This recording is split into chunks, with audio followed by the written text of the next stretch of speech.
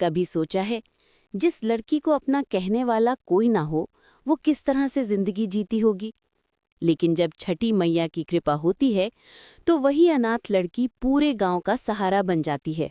ये कहानी है लक्ष्मी की, एक ऐसी बेटी की जिसने दुखों से लड़कर पूरे समाज को रोशनी दी। कहानी छठी मैया की कृपा। बहुत समय पहले की बात है। बिहार के एक छोटे से गांव में छठ पर्व की तैयारी पूरे जोश के साथ हो रही थी। हर घर में चहल पहल थी। कहीं प्रसाद बन रहा था तो कहीं बांस की टोकरी सजाई जा रही थी, तो कहीं घाट की सफाई हो रही थी। ढोलक, गीत और आरती की आवाज पूरे गांव में गूंज रही थी। गांव के बाहरी हिस्से की एक सुनसान पगडंडी पर एक मासूम बच्ची अकेली बैठी रो रही थी। उसकी आंखें लाल थीं, कपड़े फटे थे और चेहरा धूल मिट्टी से सना हुआ। कोई पूछने वाला नहीं, कोई सहारा नहीं। राहगीर आते जाते रहे, लेकिन सब अपने काम और तैयारियों में व्यस्त थे। किसी ने ध्यान नहीं दिया। उसी समय गांव का एक साधारण किसान कुलदीप बैलगाड़ी से गुजर रहा था। गाड़ी पर धान की बोरियां रखी थी और बैल धीरे धीरे चल रहे थे। अचानक उसे किसी बच्चे के रोने की आवाज सुनाई दी। कुलदीप ने गाड़ी रोकी और उस ओर बढ़ा। उसने बच्ची को देखा, भूखी, डरी हुई, कांपती हुई। कुलदीप का दिल भर आया। वो बच्ची के पास गया और धीरे से पूछा, बेटी, तू कौन है? कहाँ से आई है? लेकिन बच्ची कुछ भी नहीं बोली, बस जोर जोर से रोने लगी। कुलदीप ने अपनी थैली से रोटी का टुकड़ा निकाला और बच्ची को दिया। बच्ची ने कांपते हाथों से रोटी ली और खाने लगी। कुलदीप समझ गया, ये बच्ची अनाथ है, बेघर है, इसे कोई सहारा नहीं। गांव के लोग इकट्ठा हो गए। कोई कहने लगा, अरे कुलदीप, इसे थाने ले चलो। कोई बोला, गांव में पालोगे तो बोझ बन जाएगी। लेकिन कुलदीप ने ठान लिया था। उसने बच्ची को अपनी बाहों में उठाया और कहा, नहीं, ये बोझ नहीं है, ये तो भगवान का दिया हुआ वरदान है। इसे मैं अपने घर ले जाऊंगा। छठी मैया का घाट। शाम को जब छठ पूजा की घड़ी आई, कुलदीप उस बच्ची को लेकर घाट पहुंचा। वहां गंगा जमुनी परंपरा की भव्यता दिख रही थी। महिलाएं सिर पर टोकरी रखे सूर्य को अर्घ्य देने खड़ी थी। गीत गाए जा रहे थे। कांच ही बांस के बहंगिया। कुलदीप ने बच्ची को अपनी गोद में बिठाया और हाथ जोड़कर छठी मैया से प्रार्थना की, मैया, इस बच्ची को अपना आशीर्वाद दीजिए। इसके माँ बाप नहीं हैं। अब ये मेरी जिम्मेदारी है, लेकिन अकेले में क्या कर पाऊंगा? सब आपकी कृपा पर है। लोगों ने देखा कि बच्ची की मासूम आंखें भी दीपक की लौ में चमक उठी, जैसे सचमुच छठी मैया उसे आशीष दे रही हों। घर की मुश्किलें। जब कुलदीप बच्ची को घर लाया तो उसकी बूढ़ी माँ पहले तो बहुत नाराज हुई। बेटा, हमारे पास खुद खाने को मुश्किल से है, ये अनजान की बच्ची कहाँ से उठा लाए? क्या हम संभाल पाएंगे? लेकिन कुलदीप डटा रहा, माँ, जब भगवान ने इसे हमारे रास्ते भेजा है तो जरूर हमारे लिए कोई कारण होगा। छठी मैया सब ठीक करेंगी। धीरे धीरे घर के लोग बच्ची को अपनाने लगे। कुलदीप की माँ उसे काम सिखाती, कभी डांटती, कभी प्यार करती। बच्ची भी धीरे धीरे घर के माहौल में ढल गई। वो छोटे छोटे काम करने लगी, बर्तन धोने लगी, झाड़ू लगाने लगी। लेकिन सबसे बड़ी बात, उसने पहली बार अपने जीवन में ममता का स्वाद चखा। गांव वालों की बातें। गांव के कुछ लोग बातें बनाते, कुलदीप पागल हो गया है, अनजान की बच्ची को पाल रहा है, कल को क्या नाम देगा, कहाँ से खिलाएगा? लेकिन कुलदीप पर कोई असर नहीं हुआ। वो बच्ची को पढ़ाने का सपना देखने लगा। हर दिन खेत से लौटकर वो बच्ची को अक्षर सिखाता, क ख ग लिखवाता। धीरे धीरे बच्ची ने किताब से दोस्ती कर ली। उसकी आंखों में नई रोशनी आ गई। छठ का चमत्कार। कुछ साल बीत गए। अब वही बच्ची छठी मैया के घाट पर टोकरी में प्रसाद लेकर खड़ी होती।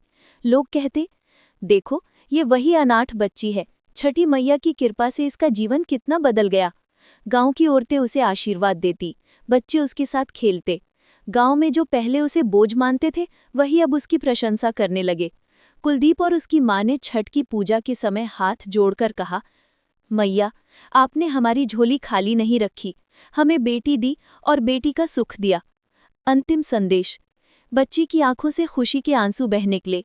उसने आकाश की ओर देखकर कहा, छठी मैया, आपने मुझे नया जीवन दिया, माँ बाप का प्यार दिया और एक परिवार दिया।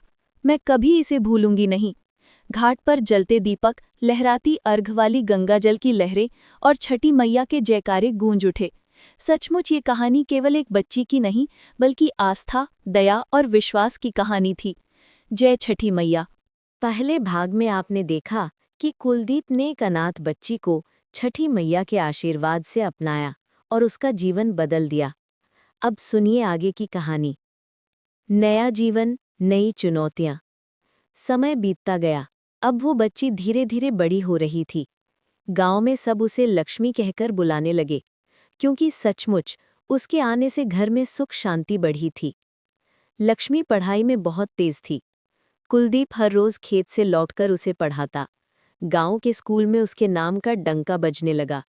टीचर भी कहते, कुलदीप जी, ये तो बहुत होशियार लड़की है, एक दिन गांव का नाम रोशन करेगी। लेकिन जहां अच्छाई होती है, वहीं रुकावटें भी आती हैं। गांव के कुछ लोग अब भी ताने कसते, अरे ये तो अनाथ है, बड़ी होकर कौन इसे अपनाएगा, क्यों इतना पैसा पढ़ाई पर बर्बाद कर रहे हो। कुलदीप इन बातों पर ध्यान नहीं देता, पर कभी कभी उसके दिल में चिंता जरूर होती। सच है, जब ये बड़ी होगी तो समाज इसे कैसे अपनाएगा। घर की तंगहाली। कुलदीप मेहनती किसान था, लेकिन किस्मत हमेशा साथ नहीं देती। एक साल बारिश न होने से फसल खराब हो गई। घर में खाने तक की किल्लत हो गई। लक्ष्मी ने ये देखा तो बोली, बाबूजी, मैं भी काम कर लूंगी, घर का बोझ कम कर दूंगी। कुलदीप की आंखें भर आईं। नहीं बेटी, तू बोझ नहीं है, तेरा काम बस पढ़ाई करना है। हम भूखे रह लेंगे, लेकिन तुझे पढ़ाई बिना चैन नहीं मिलेगा। ये सुनकर लक्ष्मी का मन और मजबूत हो गया। उसने ठान लिया कि पढ़ लिखकर बाबूजी का नाम रोशन करेगी। गांव का बड़ा त्योहार, छठ का पर्व फिर से आया। घाट पर ढोल नगाड़े बज रहे थे, औरतें गीत गा रही थी। लक्ष्मी इस बार अकेले प्रसाद सजाने बैठी। उसने टोकरी में ठेकुआ, फल और गन्ना बड़े प्यार से रखा। गांव की औरतें कहने लगी, देखो, अनाथ बच्चे आज कितनी संभल गई है। मैया की कृपा है तभी इतना बदलाव आया है। पूरे गांव ने पहली बार लक्ष्मी को दुआएं दी। कुलदीप की बूढ़ी माँ ने भी उसे गले लगाकर कहा, बेटी, तू अब हमारे लिए पराई नहीं, तू ही इस घर की असली लक्ष्मी है। कठिन मोड़। लेकिन खुशियों के बीच एक नया दुख आया। कुलदीप अचानक बीमार पड़ गया। खेतों का काम रुक गया, घर की आय बंद हो गई। इलाज के लिए पैसे नहीं थे। गांव वाले फिर ताने देने लगे, देखा, हमने पहले ही कहा था अनाथ का बोझ मत पालो, अब घर बर्बाद हो गया। लक्ष्मी ये सब सुनकर रो पड़ी, पर उसी रात उसने छठी मैया के सामने व्रत लिया। मैया, मेरे बाबूजी को बचा लीजिए। अगर उनकी जान बच गई तो मैं अपनी पूरी जिंदगी दूसरों की सेवा में लगा दूंगी। छठी मैया की कृपा। सूर्य को अर्घ्य देने का समय आया। घाट पर सब लोग खड़े थे। लक्ष्मी ने आंखें बंद करके छठी मैया से प्रार्थना की। उसी क्षण जैसे कोई चमत्कार हुआ। कुलदीप की तबीयत धीरे धीरे सुधरने लगी। डॉक्टर भी हैरान थे। इतनी जल्दी ठीक होना नामुमकिन था, पर ये तो जैसे किसी दैवी शक्ति का काम है। गांव वाले अब समझ गए कि ये सब छठी मैया की महिमा है और लक्ष्मी की सच्ची श्रद्धा का फल है। नहीं रहा। कुलदीप ठीक हो गया। अब उसने लक्ष्मी को और हिम्मत दी। बेटी, तूने अपने विश्वास से मेरी जान बचाई। अब तू बड़े सपनों के लिए आगे बढ़। ये गांव तुझ पर गर्व करेगा। लक्ष्मी ने प्रण लिया कि वो पढ़ लिख कर एक दिन गांव की लड़कियों के लिए मिसाल बनेगी। अंतिम संदेश।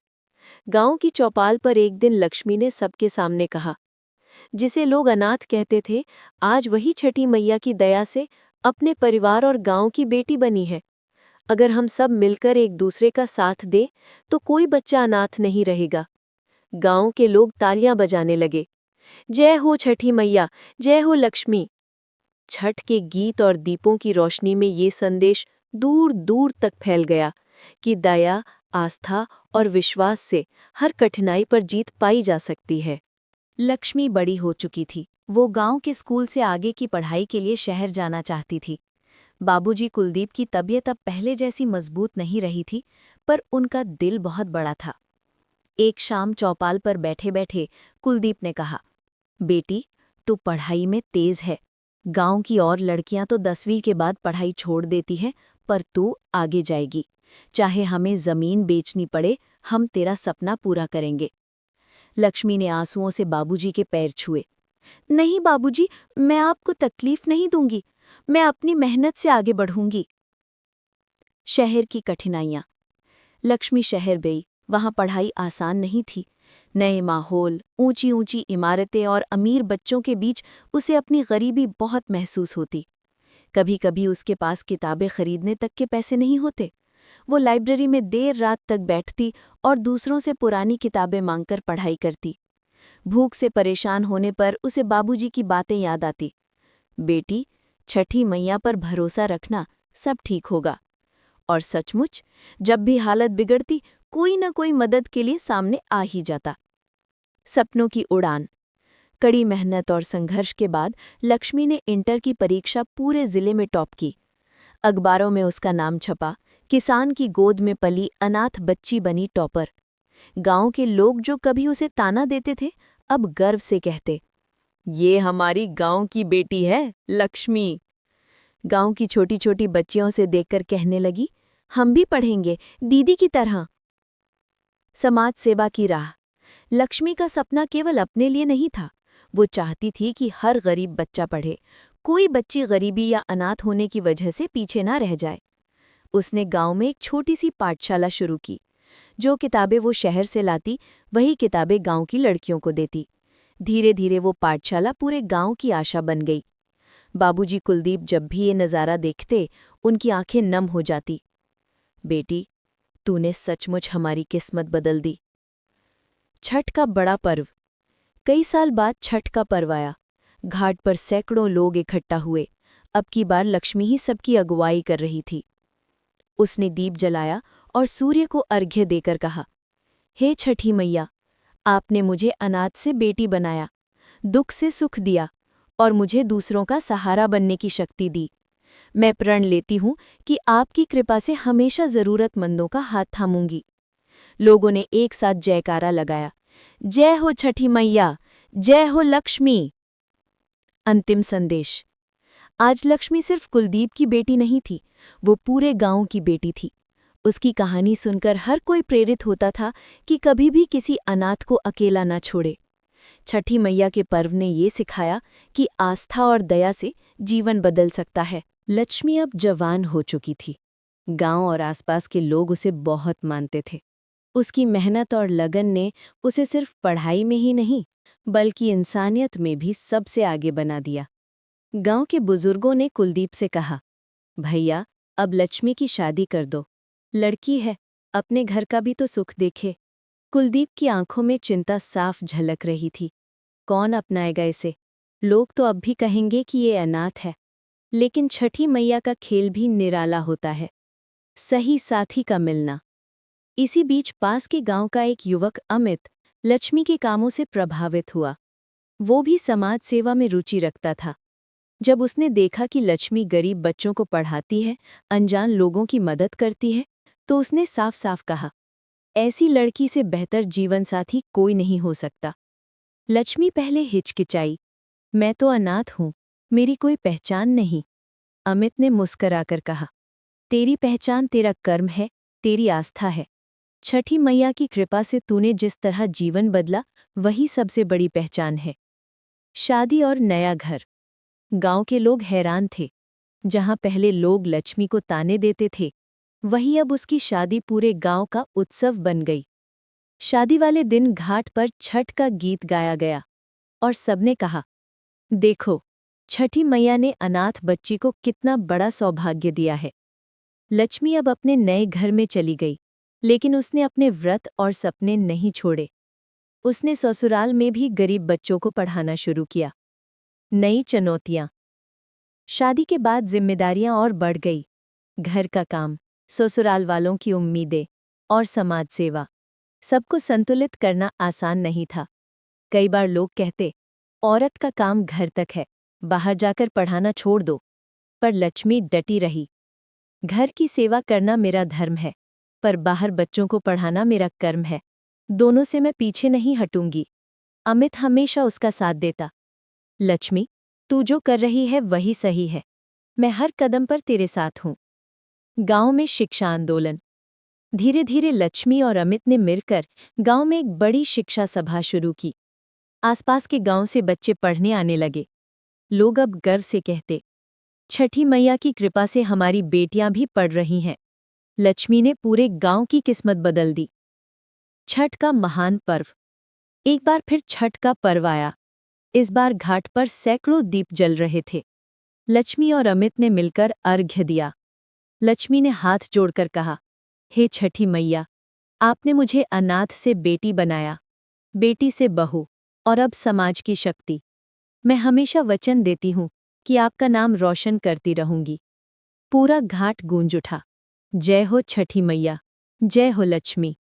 अंतिम संदेश। अब लक्ष्मी सिर्फ कुलदीप या अमित की बेटी या पत्नी नहीं थी, बल्कि पूरे गांव की प्रेरणा थी। उसकी कहानी सुनकर लड़कियों को हिम्मत मिलती और लड़कों को सीख कि औरत का स्थान घर तक सीमित नहीं, बल्कि समाज की रोशनी बनने में है। लक्ष्मी अब अपने जीवन के नए अध्याय में प्रवेश कर चुकी थी। शादी के बाद उसका जीवन और भी व्यस्त हो गया था।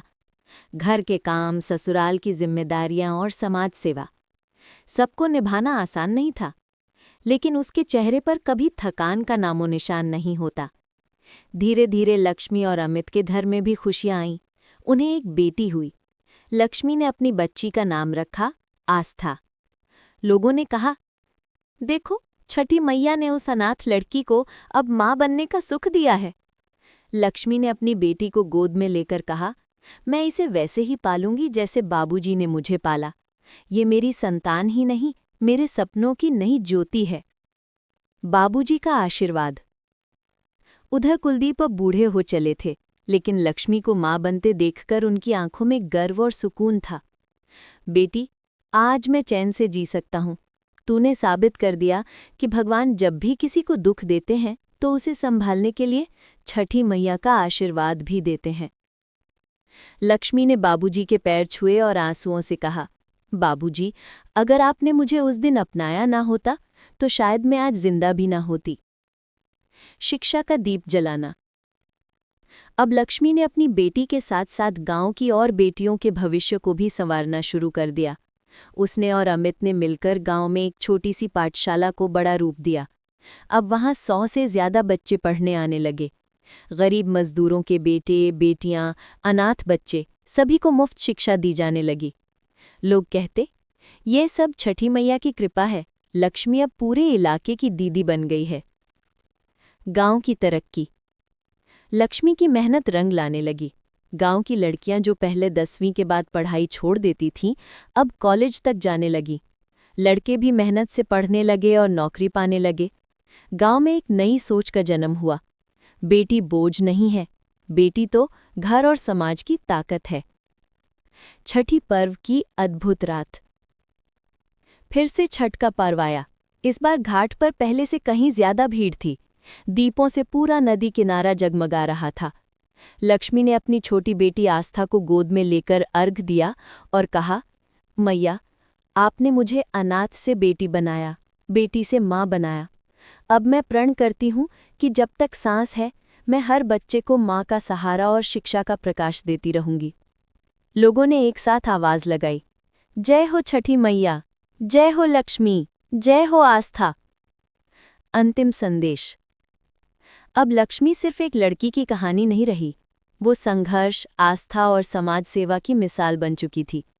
उसकी बेटी आस्था के साथ अब वो अगली पीढ़ी को भी उसी राह पर ले जा रही थी।